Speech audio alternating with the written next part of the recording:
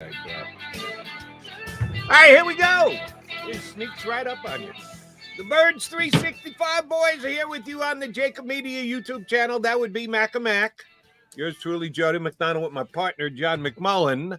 How are you this morning, JM? I'm doing well, Jody. Probably not as well as most Eagles fans. Another domino falls, and as we expected, boy, that was in every bit the ugly performance I expected to see from the New York Giants. And by the way, they're next on tap. It's all coming up Eagles. It surely is. And it looks like both you and I just got back in from walking the dog. I got it's cold out. Shirt on. You got a hoodie. I don't think we've ever seen the McMullen hoodie look before here on Birds 365. Well, it's turning into hoodie season, so you're going to see it a little bit more, I would think. All right, looking forward to that. All right, you and I were here yesterday, basking in the glow of the Eagles' victory against the Saints. And one of the things I ran by you, because once again, the Philadelphia, and this is not a night, we kid because we care and we can. Pimp the Eagles a little bit yesterday because they announced Dallas Goedert's contract extension and the contract extension for their ace inside cornerback, Mr. Maddox. And they do so on a Friday, so we can't get a chance to comment on it. They wait till we finish up our show, and then they make their Monte was on a Saturday. Dallas was on a Friday, at least. Saturday's really bad, but yeah, now it's TJ Edwards. And we were talking about him on the show and talking about I asked you yesterday, would TJ Edwards be a guy that they would think about extending? And you rightfully said, well, maybe, but they don't need to because he's only a restricted free agent. They can put a tender on him. Yeah. Well, no, they said we don't need to go down that road at all. The guy's doing a good enough job for us. Glad to see Howie Roseman was listening to Birds 365 yesterday morning and hopped into action and got it done. 1 year extension for TJ Edwards, $3 million, $2 million and change guaranteed. Good compromise deal. It's above the right to match tender and below the second round tender, which if they had put that out there, it would have been close to $5 million. They got a nice compromise deal done right in the middle. That's one thing that Howie Roseman just gets to take off his plate, and it's a factored in cost for next year under the salary cap. It's Howie Roseman doing good Howie Roseman business. Yeah, it is, and that's basically how I described it when I wrote about it. It's basically what,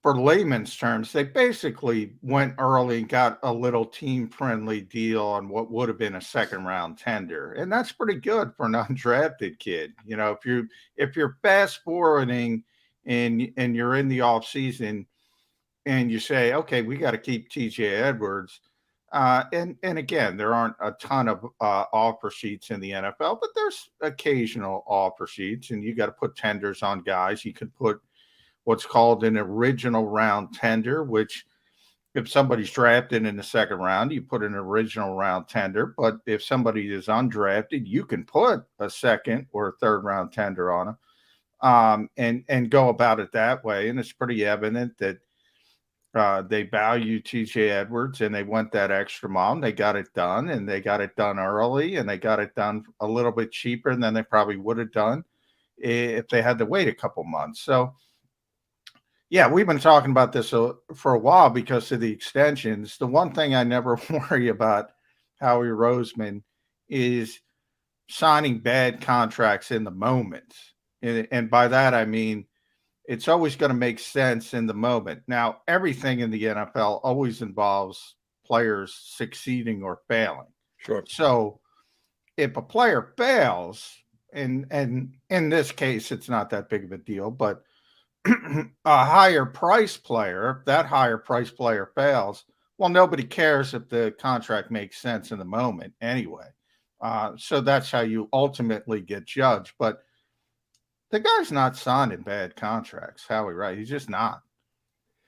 The only one that came to mind, I mentioned this yesterday here on the show, I was talking about it with Jander, our producer, before the show, was Alshon Jeffrey. They decided to extend Alshon when they didn't need to extend Alshon.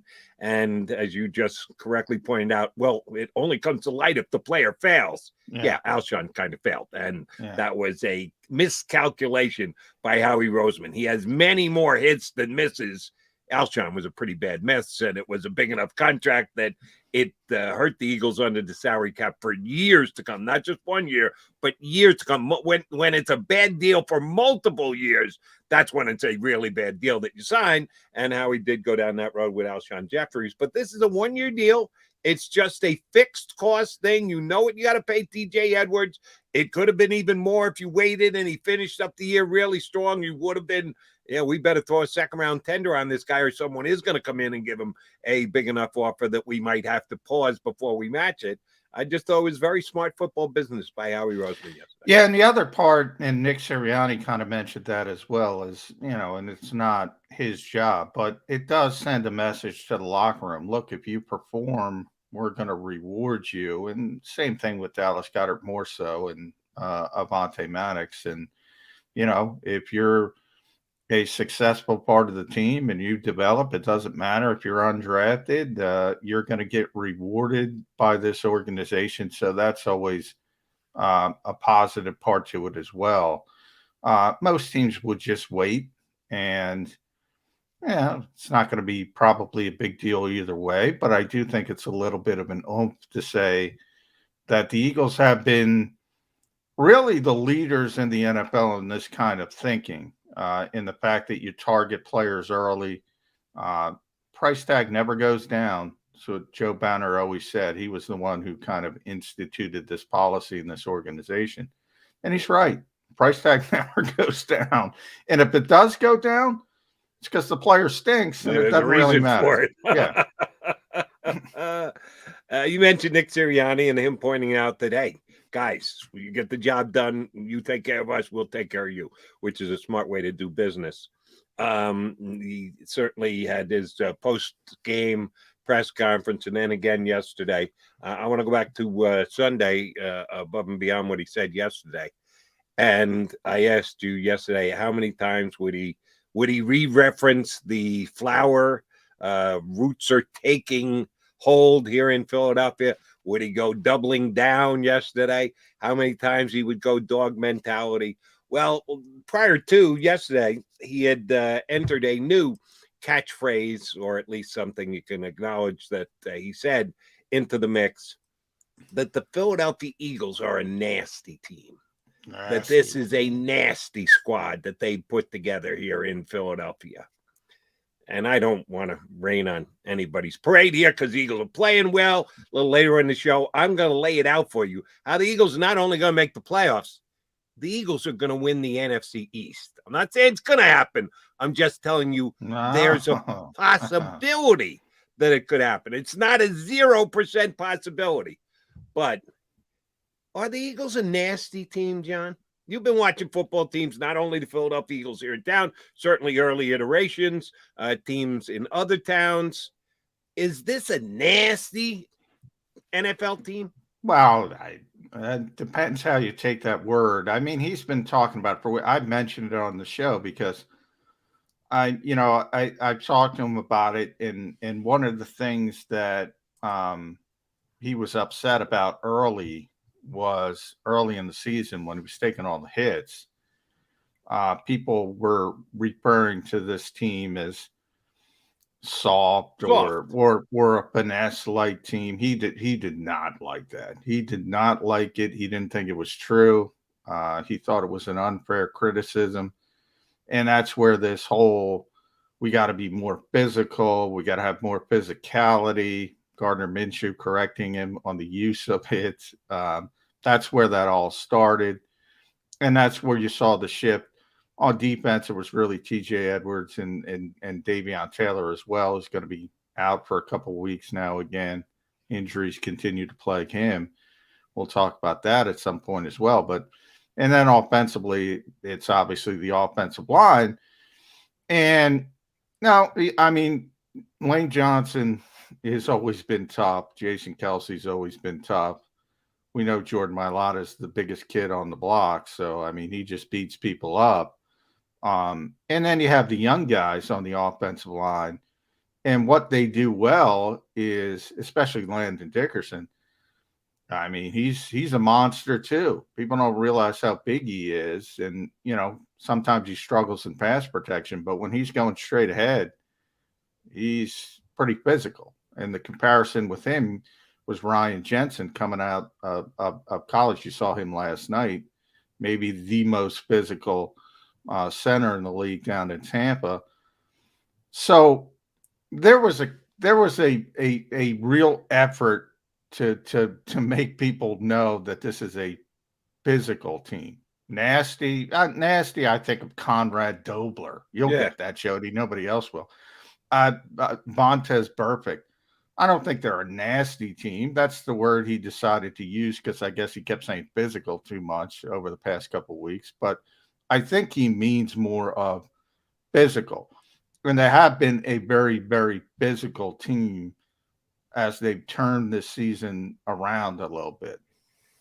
Well, I'll both cut the coach some slack, but also give him some grief because I just blatantly disagree with his use of the word nasty. Now, again, you and I have been watching the National Football League long enough to remember, like Conrad Dobler, when there was a time you could be nasty in the National Football League. There was that much more physicality in the game. They've kind of legislated physicality out of it with penalties. They've tried to. They've certainly tried to. But you can't. You don't think they've succeeded? No, well, I think they've succeeded a lot in the back end when it comes to skill position players, when it comes to secondary. When it comes to the offensive line, defensive line, and I should have mentioned the defensive line as well. Most physical team usually wins. The one that opposes their will wins the line of scrimmage. And that's the strength of the Eagles. So they started playing to the strength of their particular roster. You saw it last night with the Giants. I've said this so many times. I mean, Daniel Jones is terrible. And we could say Daniel Jones is and some of those throws were just abysmal. And then I go, this offensive line is embarrassing. I mean, I get kind of a David Carr vibe with Daniel Jones. I don't know if he can play at all. And by the way, now he's done. He's shot because he's been behind this offensive line for so long and he's so skittish and he's seeing ghosts. And it all comes together in the fact that when you see a really, really bad offensive line, and last night you saw a really, really bad offensive line against, by the way, maybe the best defensive front in football. So, and they didn't have Vita Vea even, but you see how ugly it can get. So I do think you can still be physical on the offensive and defensive line, but I think you're right. The Jack Tatums of the world will go to another one. They don't exist anymore. They can't exist. Nope. And even you're right. If you're talking about the 5 offensive linemen against the 4 defensive linemen, that's still an area of physicality in the NFL. They've taken linebackers out of it too. If we were just talking about on the extremities, outside the numbers, they want the skill players to win. They don't want it to be physical in nature. Let's show off our athleticism. Let's legislate it that way. Okay, fine. You can't hit anybody over the middle. And I'm talking about 4 yards from the line of scrimmage. I'm not talking about a defenseless wide receiver who's trying to go up with 46-inch vertical leap, who you cut his legs out underneath him. You could do serious damage to the guy. Might get up and not ever be able to walk again, Darryl Stingley. No, you can't even hit anybody over the middle. No, you can't even. Yeah, that they've definitely taken out of the game. No question about that. And, we know why. And it's under the banner of safety, but, right. It's really about legislation and covering your what down the road. And I've always said, football's a violent game. You can't legislate the violence of the game. No matter how much you try, people are going to get hurt. People are going to get injured. If you don't want to get hurt or injured, don't play football pretty easy decision. Most guys understand that cost benefit analysis, but I agree with you. They've taken all of that on the back end. The only place that matters is up front on both sides of the football. And you bring up linebackers. That was interesting because Eagles fans, we know, you know even better than me because you've been on the air for so many years in this particular town. Run the football, run the football, run the football, run the football. They're running the football now, so it's nirvana for all these fans for all these years.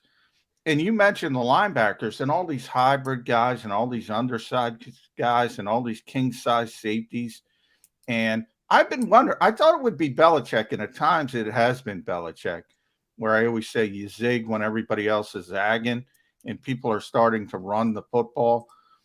Well, Eagles fans love to send me notes about the running game. Carson Wentz had 160 yards passing in a win. Tyrod Taylor had 107 yards. Joe Burrow had 148. Baker Mayfield had 176. All these are wins. Aaron Rodgers is perfect, 385, 4 touchdowns, and he loses.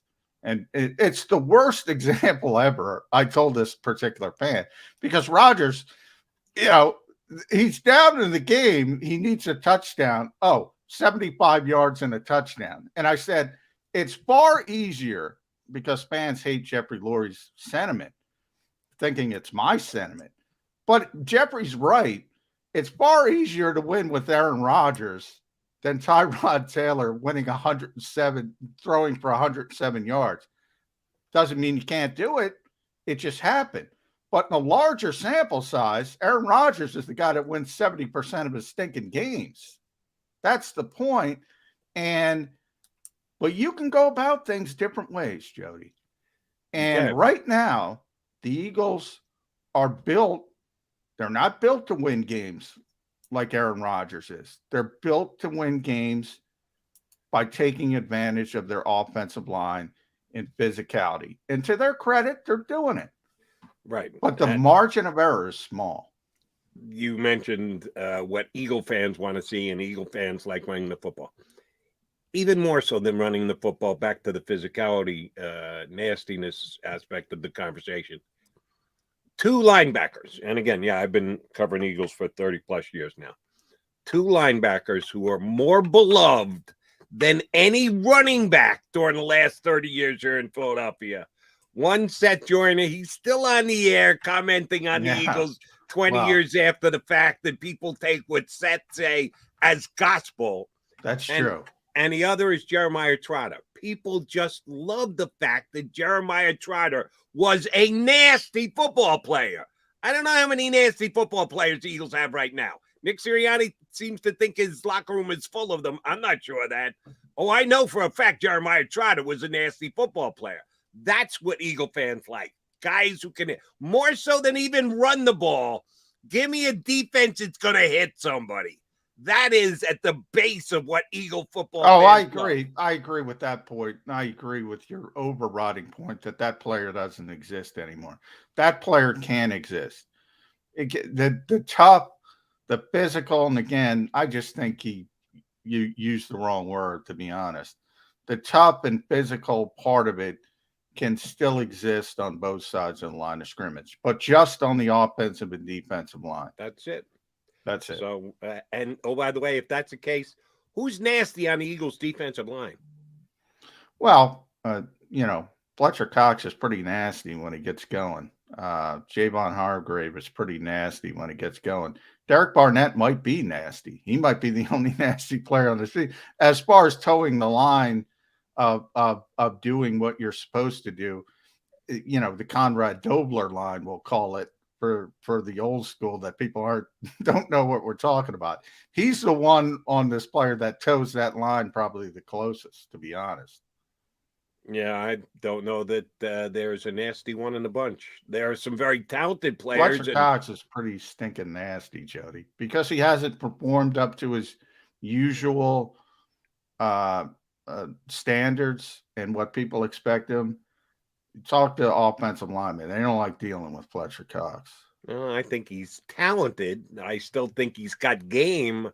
I just don't know that I would describe it as nasty. I just have a difference of opinion on what I see as nasty and what apparently Nick Sirianni sees as nasty. All right, we are the Mac guys. You got us here on Birds 365, putting the big win against the Saints in the rearview mirror, starting to look ahead to the Giants and just the Philadelphia Eagles overall. We got two good guests to talk about the Birds today. First up is going to be Hunter Brody of Broads Media, 97.5 The Fanatic. A little later, we get Les Bowen up here. So you want to stick around. There's no reason for you to go anywhere else than Birds 365.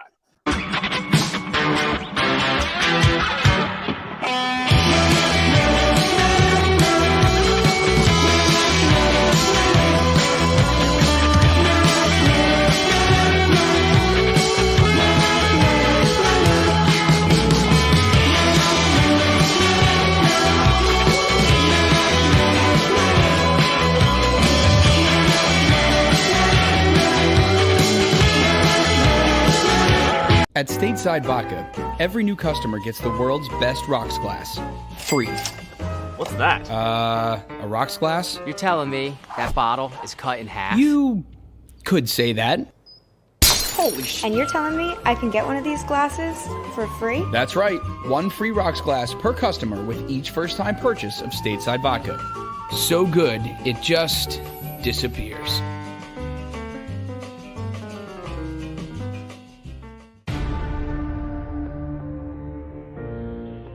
When it comes to the fight against insurance companies, large corporations, and the healthcare industry, injured victims are always the underdog. But that doesn't worry us. At Messa & Associates, we're an injury law firm from Philadelphia, and we come to fight. Our clients know that they've got representation with a chip on its shoulder, and it's the same chip that makes Philly the toughest city in the country.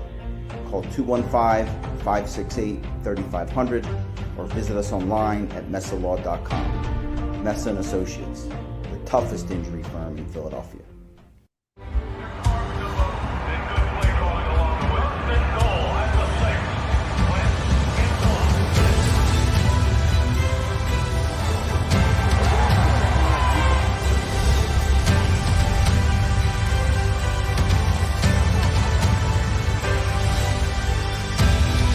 On the field of life, First Trust Bank is there for you. Champions on three. 1, 2, 3. Because Philadelphia dreams deserve a Philadelphia bank. Go for the midnight dares. Go for the game. Go for the hits. Go for the fans. Go for the win. Go to Ocean Casino Resort. Book your trip at theoceanac.com. At Stateside Vodka, every new customer gets the world's best rocks glass, free. You're telling me that bottle is cut in half? You could say that.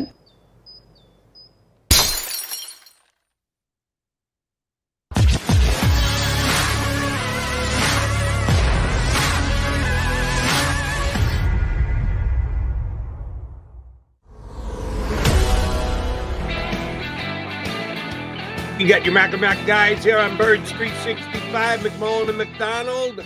We are joined by Hunter Brody, who looks like he's ready to talk some Eagles with us from Broads Media 97.5 The Fanatic. How you doing, Hunter? What's up, guys? Thanks for having me again. How are you? There he is. That's what I want. I want that energy, Hunter Brody. That's what we have in Philadelphia right now. Happy Thanksgiving to you. What have you been hearing about this fan base, the Philadelphia Eagles? And all of a sudden, we've gone in a couple weeks span, Hunter, from the coach is one and done, the quarterback can't play, he's awful, to playoffs. Jim Mora playoffs. Yeah, classic. I'd say that's the classic reaction we normally go through here. Look, it's very just from an entertainment standpoint. Look, I think the first couple of weeks it started, at least for me, it was like, oh God, this kind of feels like the end of Doug Peterson a little bit, where they just weren't competitive. They were getting blown out. It looked incompetent. Offense kind of struggled at times. And then when they looked decent, the defense was struggling at times. But they kind of turned it around here, and I got to give a lot of credit. It starts with Nick Sirianni really establishing, the strengths of this team. They said that in the beginning. I don't think they really coached that way, and then they realized, look, the trenches, that's our bread and butter. Let's work with it, especially with that offensive line. So, to start off here, I guess we just really got to credit the coaching staff for dialing up new things, and Gannon bringing the pressure on third down and bringing Avonte Maddox, Alex Singleton, putting pressure on these quarterbacks. And I do think from the defensive standpoint with Gannon, there's no threat, so he doesn't feel nervous about maybe sending that blitz. Will it look different if there's a different style of quarterback? Maybe. But if you look at the rest of the schedule, there's none of those quarterbacks until the last game of the season. So it sets up for a nice little run here towards the backstretch. Brody, when the Eagles were struggling early on, John mentioned the coach could be one, the quarterback's not good enough. Those conversations were being had. One thing that we continually said here on Bird 365 was, but, they are playing hard for the coach. Even when they were getting beat, they play all 60 minutes, and there would never be a lack of effort. Every once in a while, stupid penalty, which was kind of on the coaching staff, but it never showed itself in effort. They never looked like they gave up or quit on this coach, which was a good sign. Now that they've got what they need to do figured out, that effort is going a long way with the Eagles. Yeah, I love that. And actually, I just brought this up the other day, and I don't want this to be looked down upon in a bad way about the coaching staff, but there's a common denominator over the last few years. And under Doug Peterson, they were 4-6 and then 5-7, and then they crawled themselves out of it because they didn't give up on Doug Peterson either. So when this happened again now with a different head coach, they're a part of it, no doubt. But it just says a lot about Lane Johnson, Jason Kelsey, Fletcher Cox, Brandon Graham, even though he's not playing, I'm sure he's still active in there, and Darius Slate. It says a lot about the leadership of this crew. And I really don't want that to be looked down upon on the coaching staff because they do have a big role of it. But I think what this really shows me now that, the common denominator are some of these guys in the locker room, how much that they really have a say in the way that this motor keeps going, no matter how poor it is at times. And it's the professionalism, I think, of some of these guys. And ironically enough, they're the anchor of this offensive line that's really plowing through right now. Yeah, plowing through, to say the least. 200 rushing yards, 3 of the past 4 games. This is nirvana for Philadelphia fans. Run the football, run the football, run the football. This is the best rushing attack in the NFL right now. I think they're number 2 overall. They've climbed. But over the past 4 games, it's been unbelievable. And look, Miles Sanders is a good back. We saw some of the talent as he came back, ball security, maybe some issues there. Jordan Howard has been running very physically. He's probably not going to be available for the Giants game, but next in line is the Giants killer Boston Scott. These are all good football players, but they're not great running backs. They're not Derrick Henry. They're not Dalvin Cook. They're not Christian McCaffrey. Jalen Hurts is the reason this team is so dominant in the running game. Is that sustainable? We always talk about this with quarterbacks who touch the football a lot. Hits are going to come. Is this sustainable long term? It's a great question. I mean, 50 runs. It's funny. Everyone wanted balance, right? When they were passing the ball a lot. This isn't balance either, but everyone's satisfied with it. I have questions about Jalen Hurts and the arm and all this, and I think it's fair to question it because when you're throwing the football, whether it's 19 times or 20-something times, you do question if this is going to work. And then you can also say, if the Saints can't stop you, who is going to stop you, right? That's like the other side of things. What I do know is for the short term, this is going to work. And for the long term, we might have some questions, especially if your only 2 weapons in the passing game is Devontae Smith and Dallas Goedert. You're going to have to somehow implement more guys throughout. But when you're not passing as much, there's not as much opportunities for other guys at the same time. So in terms of is it sustainable, I think for this year it is, especially because I mentioned the schedule as well to maybe sneak into the playoffs and have a little bit of excitement. With the quarterback, it's like I'm starting to turn around on it more and believe in this kid more each week as he's progressing. And with Lamar Jackson, and they're 2 different style of runners, obviously, but the point of the idea with this offense that the Ravens put together for him was like, it's different. It's not the same. It's not the pocket quarterback. And maybe that's part of their struggles in the postseason. And maybe it won't work for them to go get that championship. But the idea of their sustained success built around something different in its own way that isn't the pocket passer with the big arm.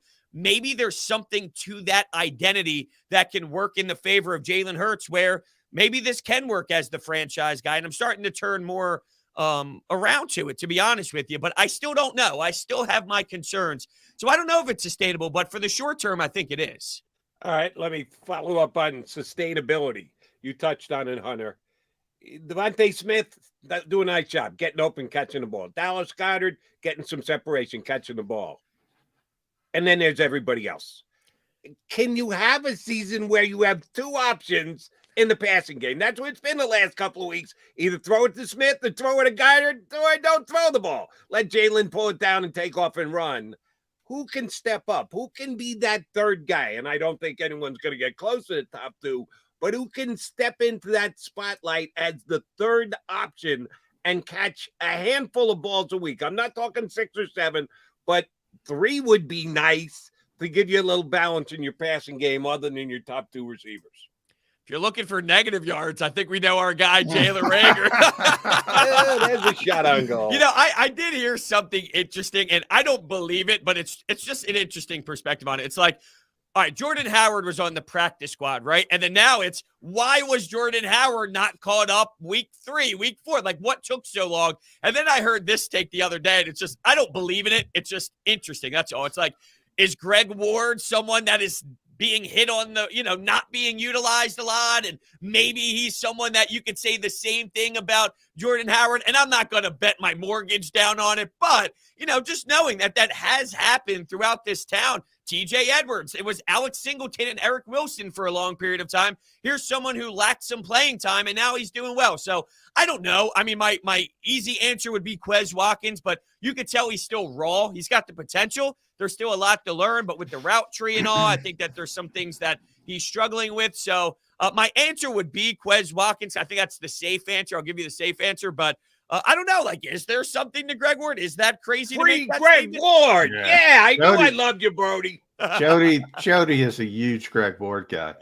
Yeah, John Hightower, who knows? But somebody like that, I hear. I asked Nick Sirianni that about only 2 receivers getting the targets. He kind of stumbled. Look, Jalen Reagor's not happy. I can say that officially on Birds 365, but he hasn't deserved the playing time either. So it's interesting, and this brings me to my next question, Hunter, and the fact that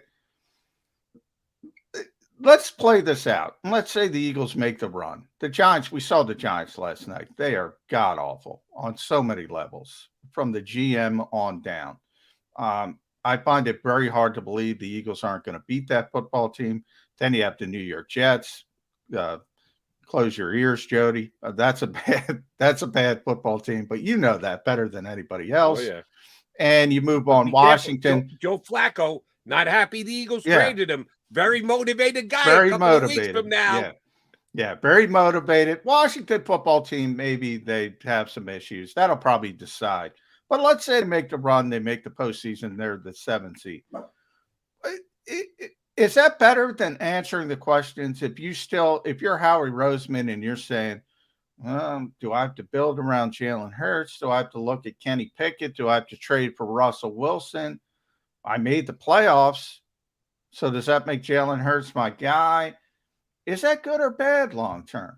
To sneak in and get waxed by, say, the Tampa Bay Buccaneers in the first round of playoffs. Yeah, no, I would say that it's a positive. I know that's a big debate right now. It's like, would you rather lose to get the draft picks, or would you rather get the experience? And I'd say I'd rather get the experience. I don't think, look, it's not the NBA. It's not basketball. It's not the process with the Sixers. It's meaningful to learn about Nick Sirianni in high-pressured situation. You're on the road. What's his game plan going to look like? If they do get waxed, they get waxed. But I feel Jalen Hurts is one of those competitors where if he gets waxed, don't you think that his offseason is going to be even more motivated, more determined to get better and all this? And I'm not a Howie hater by any means. I actually fall in the category, it seems like a lover, which is not the truth either, but I just don't despise the man like other people do. And with him, it's like I do feel he's made moves in the past to go get a quarterback, to go get Carson Wentz. They didn't have 3 first-round picks to do that. So there's other ways to find your guy if you do, because I believe that Jalen Hurts has done enough this year to at least deserve another opportunity and utilize maybe those draft picks to help build the defense a bit, maybe help go grab that wide receiver, another high draft pick on the wide receiver. Who knows how the board falls, but I just think that with the way Jalen Hurts has played, they sneak into the playoffs. There's something to be said about him earning another year. And if he ends up not being the guy after another full season and you realize that, hey, there's just a cap that there's a ceiling that they just can't get over because of his limited skill set. There are other ways to get that quarterback. And it's not as if there's a Trevor Lawrence sitting there this year that it's a no-brainer. If you're going to take a flyer on a 50-50 guy, and maybe it's not 50-50, maybe that's unfair to some of these guys coming out, but what's Jalen Hurts right now? Is he in that same percentage of hit rate as maybe some of these guys you're looking at? So I don't look at it as a negative at all. I only look at making the playoffs, especially this early in a new tenure here in Philly with some young coaching people like Brian Johnson, I think he's a smart football mind. All these guys getting that experience on the sidelines, I think is extremely valuable. So I don't see it as a negative in any way. Right. And here's the other thing that you need to factor in when evaluating, what would be better for the Eagles to lose here at the end or win and sneak into the playoffs and then get it handed to them in the first round? You have 3 first-round draft picks, not just one. If they just had their own draft pick and they're moving up, they're not going to be able to get a star player. They got the Dolphins. They're going to get the Colts pick. I know it isn't locked in yet, but you can go ahead and lock it in. It's going to happen. They're going to get that pick. So if there's a player that they specifically want, if Howie Roseman's good at 2 things, number 1, it's locking up players to contract extensions. Number 2 is his maneuverability in the draft. Now then, actually calling the right name, that comes into question. But he's very good at playing the Monty Hall, let's make a deal during the draft. He can get a position whoever he wants to get with the assets he's got in place. So, no, let's go ahead and win and give these players a reason to believe in themselves going forward into 2022. I can't agree more. Then you kind of look at, and look, once again, I'm not sitting here and dying on the Howie Roseman hill, but if you just think of, we're loving this offensive line right now. Well, their right guard, their left guard, and their left tackle. I mean, these are players, and Lane Johnson's only 31, but I'm just looking at the youth. Like Landon Dickerson turned it around a little bit after struggling the first few weeks of him getting some action. Jordan Mailata is going to be here for a long time. Like, his fingerprints are on this offensive line that everybody is loving and saying is one of the best offensive lines they've seen and how dominant they are. So I just think, cool the Jets on the whole Howie thing, and like Devontae Smith and Landon Dickerson, that's a good start to this new draft, even though it's way too early to make an assessment and fully dive in on, is it an A+, is it a B, is it a C, whatever it is, all around. I just think that, I trust the direction that they're going in on this little turnaround, and they're set up for success. Like, I feel to a degree they started the fire and they're putting out the fire. That type of concept is happening, but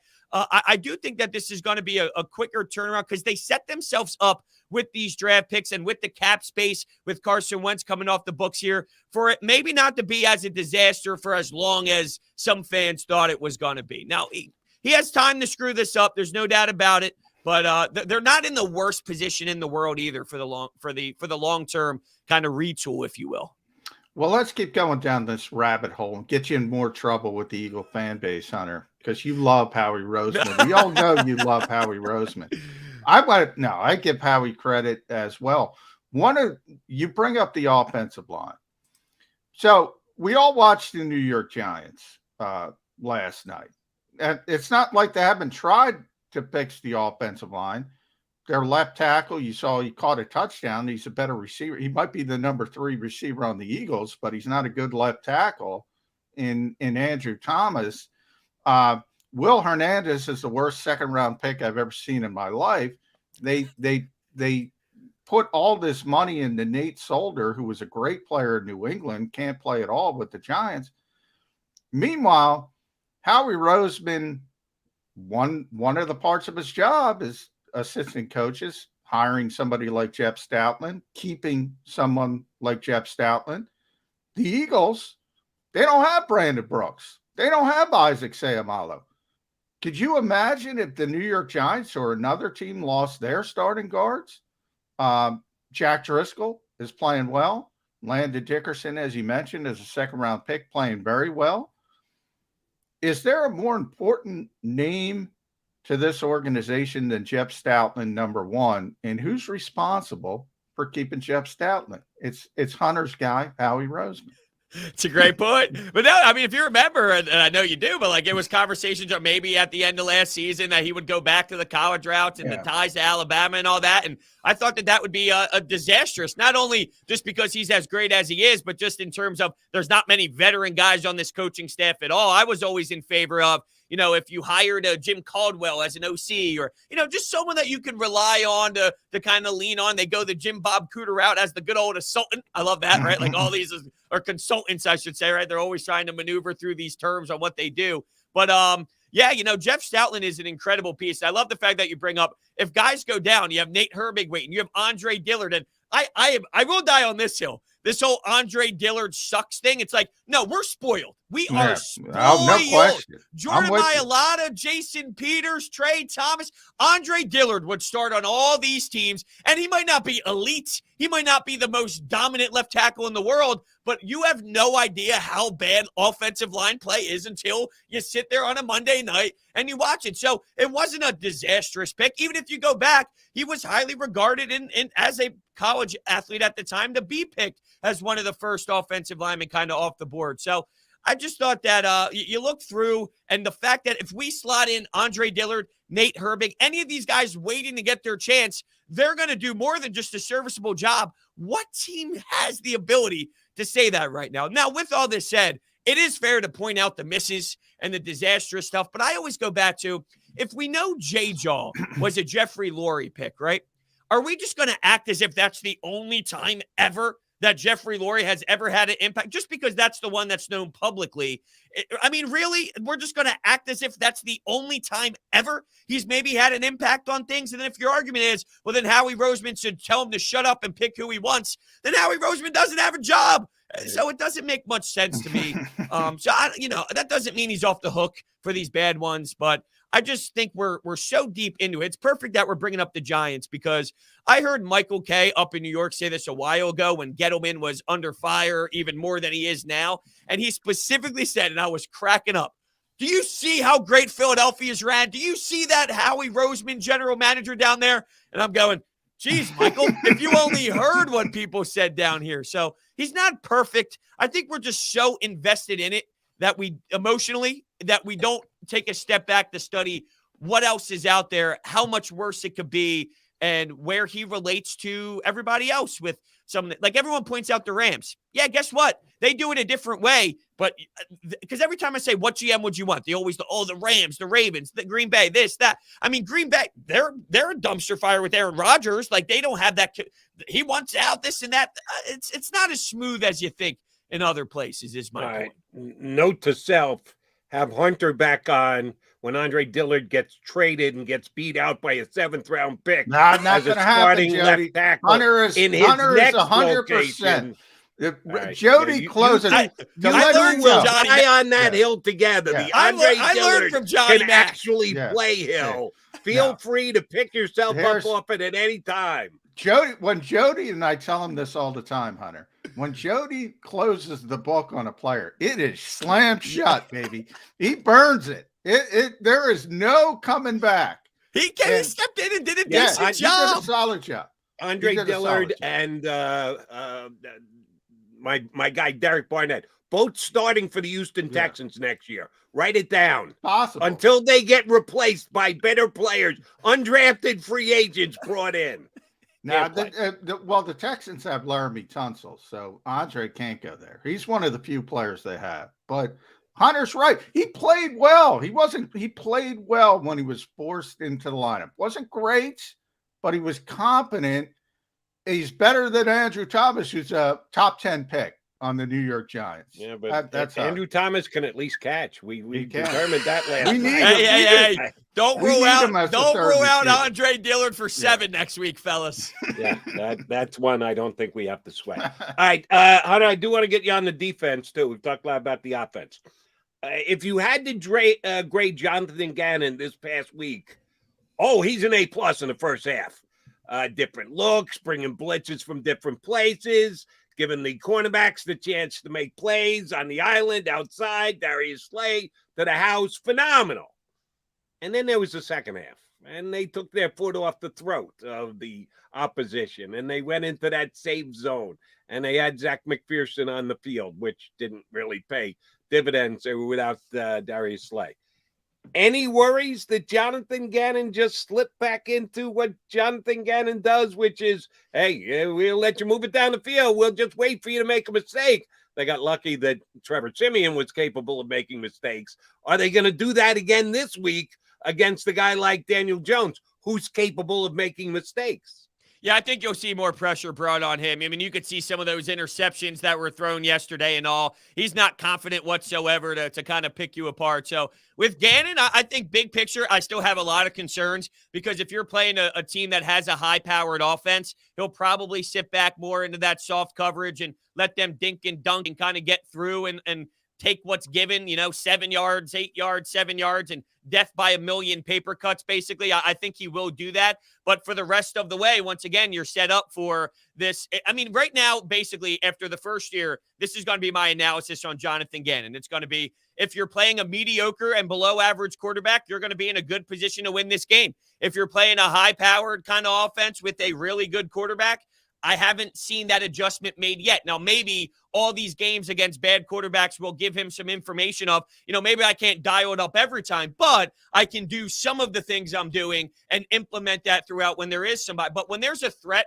to beat you over the top with a quarterback that has a strong arm, he's scared. He's very scared of that. So I don't have enough info yet on what he will do against some of these better quarterbacks, but I will admit that they're both of these coaches are learning on the fly here. They're learning as they're on the sidelines more, and I'm just hoping and praying that what he is doing well against these garbage QBs, maybe he can take some of that data and realize it can work.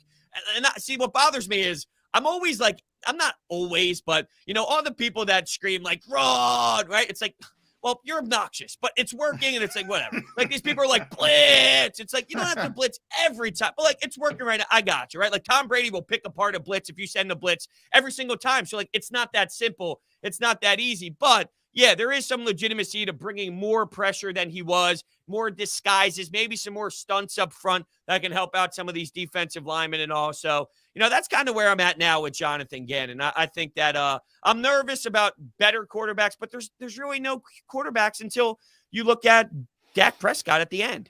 Yeah.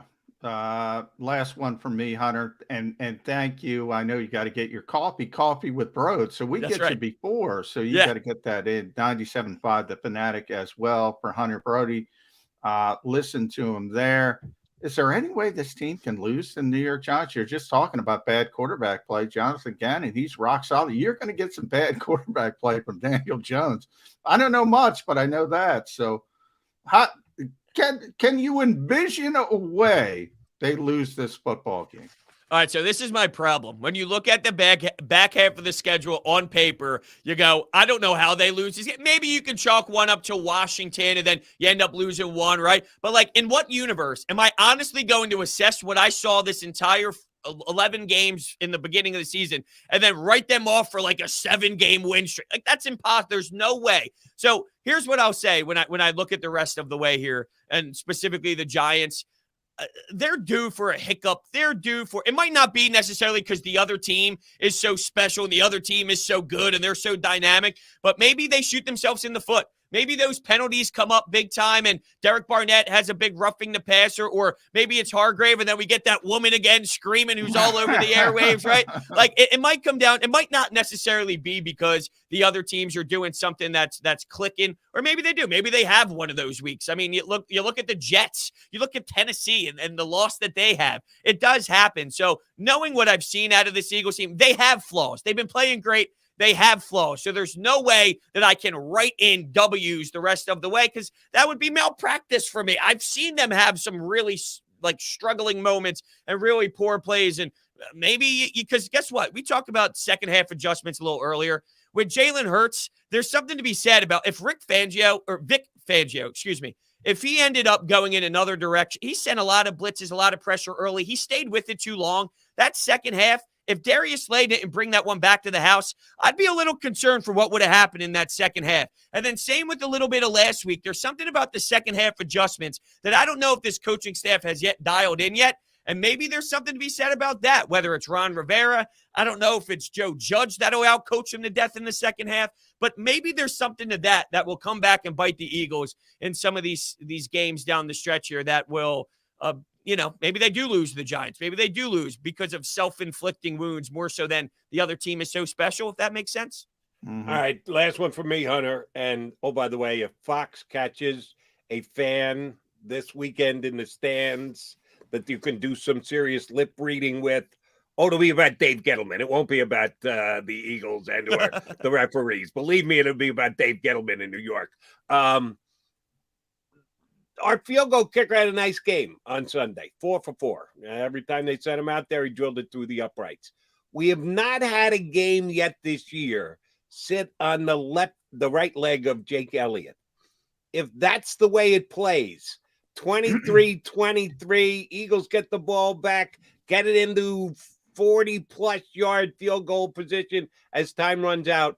What's your confidence that Jake Elliott's going to win the game for? It's definitely high. I mean, it's a big turnaround for him. He did not have a good season last year, and he was struggling a bit, and there was some concern, and I think it was valid to have some concern. But he's basically, at this point, I almost think, this is a no-brainer. This is an automatic. This is absolutely going to happen. Like, he's going to drill it. To this point, I felt that confident every time. And it's hard to feel that way, right? I mean, you look at Baltimore. I always laugh because it's got to be so hard. I mean, it is. It's hard to be a cool kicker, right? I mean, like, it just is. Coolest guy on the I mean, yeah, it's crazy that Baltimore has that. And I don't know. I always think about that. It's so hard. Just dominance as kicking is what makes you cool. And with Jake Elliott, he's had the Super Bowl run. He was a hero then in the Giants game. If we're going to bring up Boston Scott, maybe Jake Elliott returns in this one as well. But to answer your question, I mean, the confidence level in him is sky high right now. And I guess maybe he could play the card that he's due, but I don't want to go down that road. Oh, you're going to get out on that note? Brody's due to miss one? No. You really want to get out on that note? Are you I haven't had my coffee yet. This is bad. There you go. Blame it on the coffee. Good job, Hunter. And good job coming on with us today. We appreciate it greatly. We'll get you on again soon enough, bud. Thanks. Absolutely. Thanks, guys. Happy Thanksgiving. That's you too. Hunter Thanks, Brody, Hunter. Broads Media, 97.5 here with us. He's right about Justin Tucker. Coolest guy. The Ravens have been in here a number of times for joint practices. He's cooler than the quarterbacks. That guy is unbelievable. The ball comes off his foot just different than everybody else. It just looks different. It's like a little mini explosion coming off his foot. It's unbelievable. Jake Elliott's been great. 90%, Jody. 18-20. That's good. That's pretty good. That's why I brought him up. 4 for 4, no question. And I know it's nitpicking, but they always give you the great shot so you can see it and judge it afterwards. He knocks them down the middle. There are guys that sneak them just inside the upright, and you're wondering, are they playing to win, not playing to win? Is he not able to kick it where he wants? Elliott goes right down the middle on almost every single kick. You don't even have to sweat. Oh, is he going to pull it back in? He's going to have draw on the kick. No, it's right down the middle every single time. Yeah, I probably said this before, but he might be the best athlete on the Eagles. Well, he's great at everything. He wins all those contests. He's a great golfer. He's everything with a stroke. I always say he's phenomenal at. He's a great baseball player, great golfer, table tennis, anything. He does everything. He goes on Instagram. He does trick shots in golf. He's unbelievable. And you talk about kickers being cool and that the Baltimore kicker might be the coolest guy on the team. You know, it was one of the coolest Eagles I ever had the pleasure of getting to know, hanging with, doing charity things with. David Akers was a cool character. There you go. He was a great dude.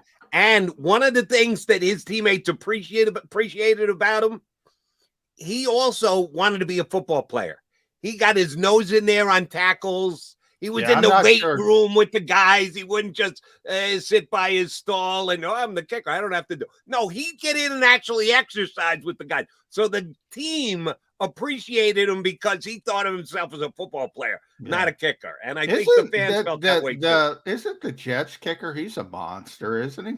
He's in the weight room. He is, but the problem is he's not that good. He's not that good, but he can it's live. good that he's one of the guys, but it does eventually come back to how many times you get, what percentage you get it through the uprights. I think he was 1 for 3 last week. Nah, that's not good. Might have been 1 for 4. I know he's got the Ed Hockley guns though. Suns out, guns out. Yeah. Which is cool, but more importantly is get it through the uprights. All right, he's John McMullen. I'm Jody McDonald. We are your Mac and Mac guys. Next hour, we'll get Les Bowen up. We haven't talked to Les in a month or so. Plenty still to discuss on the road to New York. Giants up next for the Birds here on Birds 365.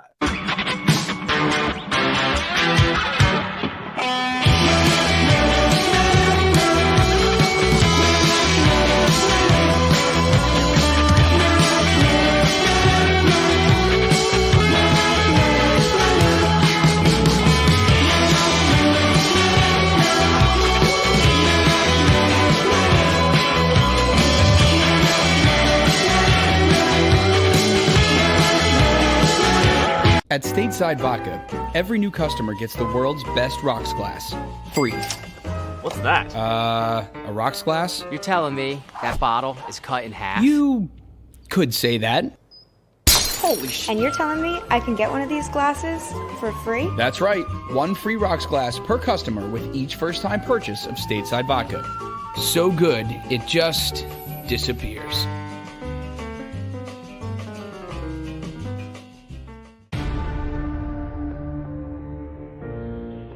When it comes to the fight against insurance companies, large corporations, and the healthcare industry, injured victims are always the underdog.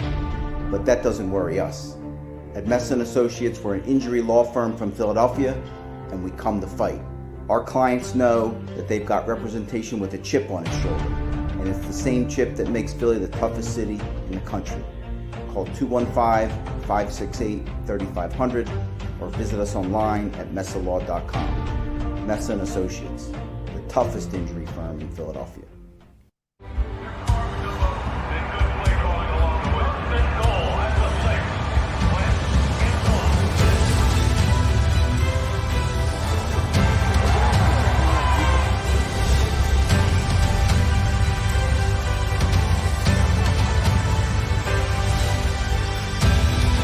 On the field of life, First Trust Bank is there for you. Champions on 3. 1, 2, 3. Because Philadelphia dreams deserve a Philadelphia bank. Go for the midnight dares. Go for the game. Go for the hits. Go for the fans. Go for the win. Go to Ocean Casino Resort. Book your trip at theoceanac.com.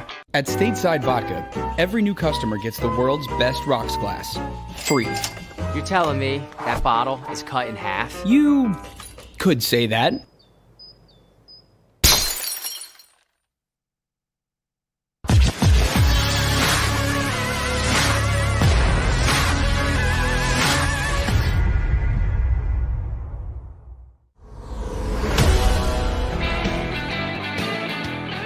You got John McMullen and me, Jody McDonald. Mac and Mac guys here on Birds 365. Eagles coming off the big win against the Saints. We start to look ahead to the Giants on Sunday, which, oh, by the way, after last night's Giant beatdown at the hands of the Bucks, Eagles a 3.5-point road favorite. Going up the Turnpike as not only a favorite, but more than a field goal favorite, up to 3.5 off that Giant debacle last night. That tells you. By the way, the Giants, I don't remember, but the Giants would have, we've been talking about the Eagles picks, Jody, potential first-round picks. I think the Giants are at number 5 and number 7 right now because they have the Bears pick. They got the Bears pick, yep. How'd they get the Bears pick? I don't remember. Justin Fields. Oh, Justin Fields. That's right. Justin Fields. Yeah, so they have 5 and 7, and they need a quarterback. Yeah, again, Giants will be looking that same crop that we're looking at from through the Eagle lens of, is Kenny Pickett really worth the 5th pick in the draft? Yeah, I'm not sure about that. I lost my train of thought about the game coming up against the Giants. Oh, by the way, now I remember. John McMullen, what's the Eagles' record this year as a favorite? As a favorite, Well, they were favorite for, wasn't that the first time? So that would be 1-0. No, they were favored against the only winless team in the National Football. Detroit. Yeah, so They were 2-0. favored against the Lions, and on Sunday was only the second time they were favored all year. So they are undefeated as a favorite this year.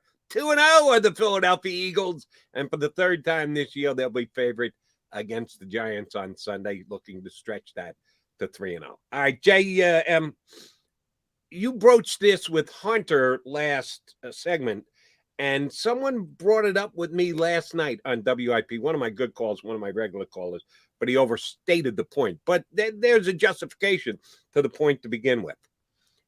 Is the way Jalen Hurts plays the game sustainable over the long run? He is absolutely a running quarterback. No one questions that. And even guys who we've seen here previously, like Randall Cunningham, like Donovan McNabb, they were running quarterbacks too. I think Jalen was a little bit more like Donovan when he ran the football than he was like Randall. Randall was different than any other quarterback who ever came before him. And I would even say any quarterback who's been like him since. There's probably a comparison to be made between he and Lamar Jackson. But Jalen's just a different type of runner. And the caller said to me last night, Jody, the Eagles are using Jalen Hurts. They're going to get the year out of him. They'll probably get next year out of him. He's going to get hurt. They're going to move on. Enjoy your time with Jalen Hurts as the quarterback because it's got a shelf life. He's going to go down, and the Eagles are going to be ready, willing, and able to move on immediately thereafter. And I thought it was pretty harsh. I'm going, they're not looking at it like that. They wanted to give him a chance. He's earning that chance. He's keeping that chance. He's going to be their quarterback again next year if this continues. Why do you need to rain on his parade? Why can't we just leave it open-ended on the back end? And that's why I defended Jalen Hurts the way I did. But there is a legit point here. He does take hits. He's not afraid to try and get that extra yard. Now, I actually was impressed by him this weekend because they had a couple of plays where he was supposed to run wide and it got stretched out and he had no chance to beat the defender. And he just went down. He went into a bit of a slide. One of them, I think, was actually just kind of a sit.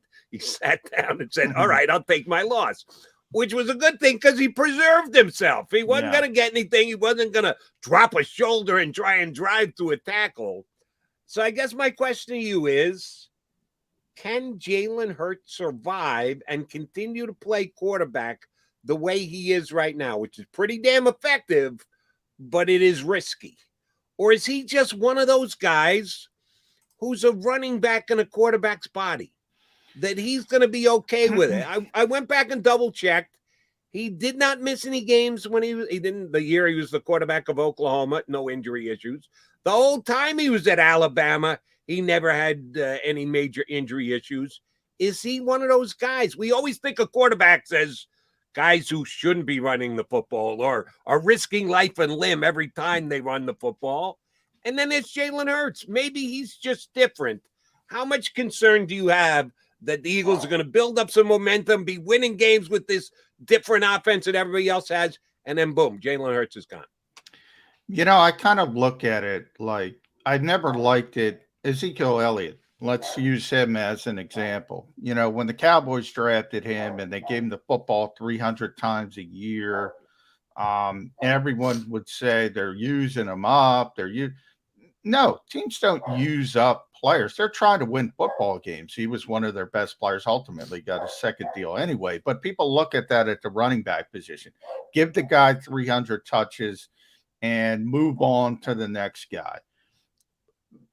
I think there's two things here. One, they don't say, oh, we're going to use this guy up. They have a good player. They're using him. They're trying to win football games. But on the back end, you do have to be cognizant of the shelf life is probably not going to be as long as other positions. So that's what I kind of compare it as. You know, Tom Brady's always the outlier. He's 44 years old. He doesn't have a shelf life like Tom Brady, even if he's a good player, even if he turns into a franchise quarterback. He doesn't have a shelf life like Tom Brady. Now, few do, obviously, but there are plenty of examples of guys playing late in their career, playing a certain style, more of a pocket style. Phillip Rivers, who Nick Sirianni loves. You're watching Aaron Rodgers continue to play at a high level, on and on and on. You've seen Matt Ryan.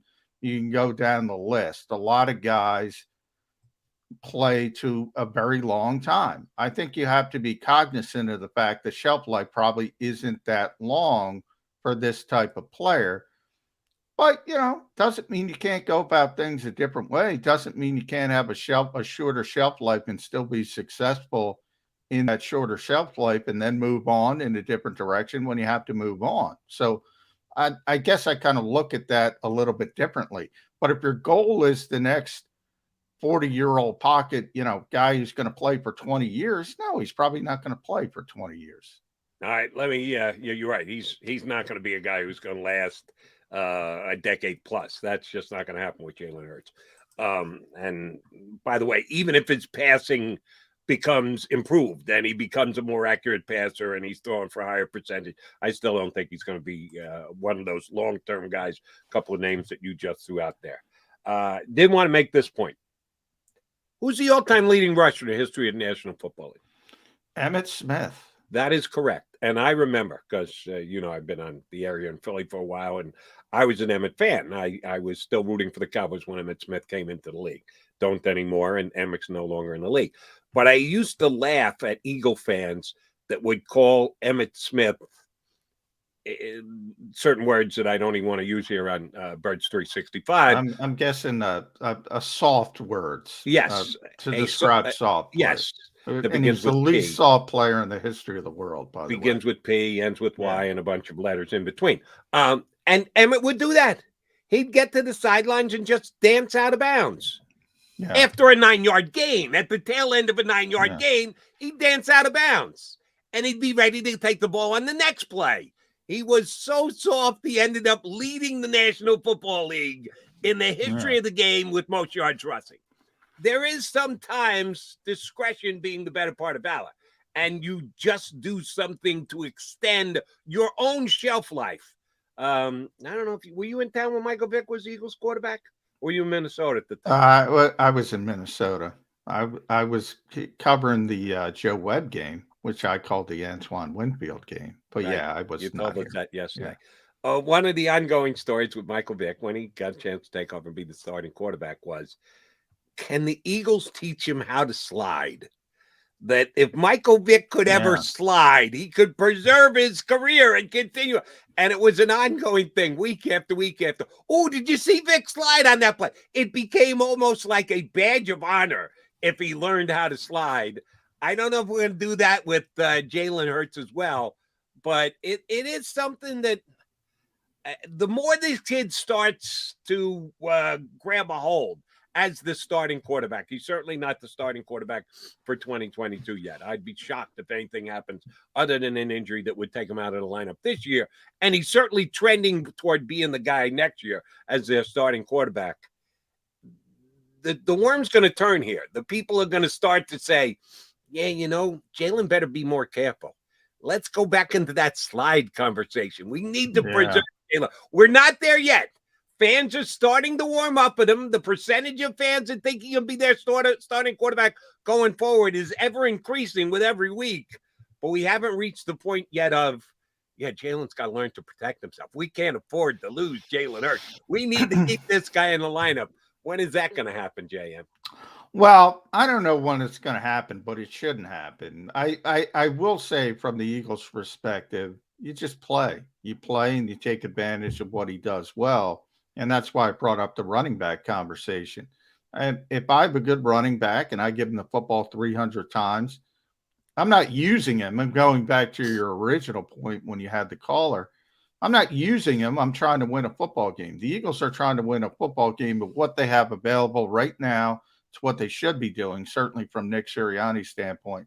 I just think, and we go back to Howie Roseman serving different masters. I just also think you have to be very cognizant of Zach Ertz's quote. I always tell you, injury rate is 100% in this league. Ultimately, it's going to happen to everybody. not just Jalen Hurts. No matter how cautious you are, we saw, who was the defensive lineman playing his 150 something straight game? I got to meet Jim Marshall, who played, he's the anti-T. He played defensive end for 20 years, every single game, every single week. But he was hurt. He just went out there and played. We know Brett Favre, his consecutive game streak for all those years. But he was hurt a lot. He just played through it. You're going to get hurt in this game. The only question is it a major injury? Is it a minor injury? You have to be cognizant of certain playing styles that are more susceptible to injury if you're Howie Roseman. Jim Marshall, the Vikings defensive lineman who kind of wrong way went down in history the wrong way because he ran the wrong way after picking up a fumble, which is just a crying shame because he was a perennial Pro Bowl type player. And he's more remembered for picking up a ball and getting a little disorganized and running the wrong way. That's not in the Hall of Fame, which is my pet peeve, by the way. Should be in the Hall of Fame. I thought him as a Hall of Fame. Now, Eller is in, right? Yeah, Eller's in. Right. That was the Purple People Eater defense, one of the great defenses in the history of the National Football League. I just looked it up. 282 straight games. Really? 282? And that's back when they were playing 12 a year. Yeah. Not playing 17 like they are these days. They're playing 12 games a year when Jim Marshall was playing. All-time leader in fumble recoveries, by the way. I think I told you the story. I probably met Jim Marshall. I'm looking it up. He's 83. So I probably met Jim Marshall for the first time when he was 60, 65, somewhere in that range. Okay. To this day, and I tell people all this time, and I have shook the hand of Adrian Peterson, which the stories are legendary of his grip strength back when people would shake hands before the pandemic. It's true. I have never, ever felt a grip like Jim Marshall at 60 years old. It was unbelievable. I couldn't get out of there quick enough, Jody. I was going to cry. It was unbelievable. You know who got me good? And you didn't know Jim Marshall, but you went to cover the Vikings, so you got to know him, and he became somebody that you appreciated. One of my favorite players of all time, I got a chance to meet when I came down here to Philadelphia, as a matter of fact, because he was a Philadelphia area guy, even though I loved him as a New York football player, and that was Joe Klecko. And Big Joe. Yeah, Big Joe. I got to do a personal appearance at a bar that Joe was a part owner. In Westchester? Yes, correct. I've been there. I know Joe. It was after one of my shows. I had to drive down. He was at the bar when I came in before happy hour, whatever. He shook my hand, and he knew I was a big fan. He certainly heard of me fighting the fight to get him into the Hall of Fame when I was on the air up in New York. So I had no idea that Joe Klecko was looking forward to meeting me. I knew I was nervous to meet Joe Klecko because he was a guy that I so wholeheartedly rooted for. He shook my hand. We played pool for the next 8 hours. I was in there way too late. I probably should have driven home. We had a really good time. It's one of my favorite nights in my life. I don't know how I played pool the rest of the night because he shook my hand. And the pain never stopped. That's probably why I drank as much as I did, because my hand was falling off at the wrist, because he actually, at least that's what he said, he was excited to meet me. Yeah. So when you get an excited handshake from a guy who should be in the Pro Football Hall of Fame as a defensive lineman, guess what? You're going to pay a price. Yeah. And they're not doing it on purpose. Jim Marshall didn't do it on purpose either. It's just how strong they are and their grip, and it's eye-opening. I love that you went through something similar because I can't really describe it. It's unbelievable. I've shaken a lot of hands over the years, Jody. There's like 2 or 3 that I still remember for a reason that they're clamping on like it's a vice. And I learned this, I don't want to call it a lesson, but an insight from another guy who I idolize, kind of like Joe Klecko. That would be Joseph Anthony Aloysius McDonald Sr.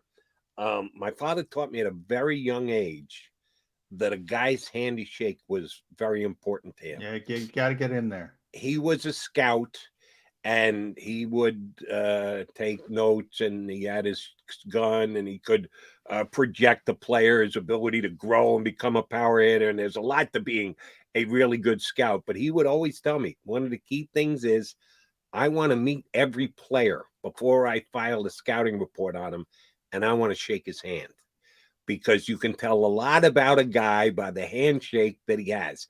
And I always thought that was a bit of an overstatement, and my father trying to be cool. And no, he meant it, that he would seriously judge a guy and give him a little bit of a better scouting report if you had a good, solid, firm handshake, and or take back on a scouting report if the guy gave him a wet fish handshake. Yeah. And he believed that, and he would mark it down. He would actually write it down on his scouting reports. He would grade their handshake after he met a player for the first time, which was amazing. So yeah, now that wouldn't go over well, but he's right. Well, and nobody even does it anymore. But yeah, back in the day, it meant something, and you no. And oh, by the way, and my father stopped scouting 2 years ago at the age of 90.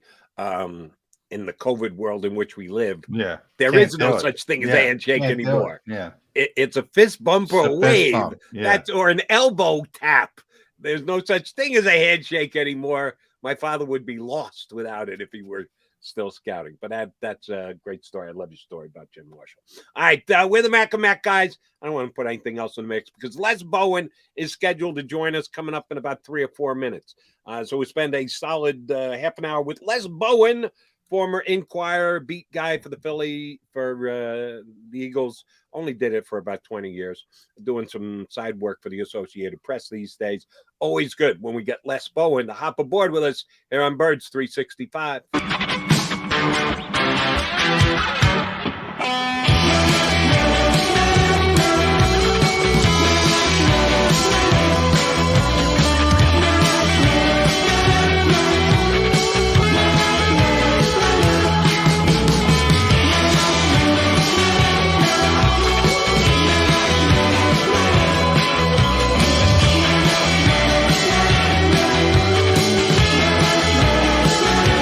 At Stateside Vodka, every new customer gets the world's best rocks glass, free. What's that? A rocks glass? You're telling me that bottle is cut in half? You could say that. Holy shit. And you're telling me I can get one of these glasses for free? That's right. 1 free rocks glass per customer with each first-time purchase of Stateside Vodka. So good, it just disappears.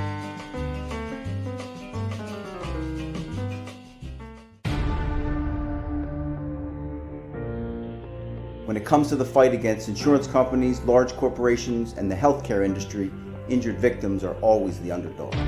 But that doesn't worry us. At Messa & Associates, we're an injury law firm from Philadelphia, and we come to fight. Our clients know that they've got representation with a chip on its shoulder, and it's the same chip that makes Philly the toughest city in the country. Call 215-568-3500 or visit us online at messalaw.com. Messa & Associates, the toughest injury firm in Philadelphia.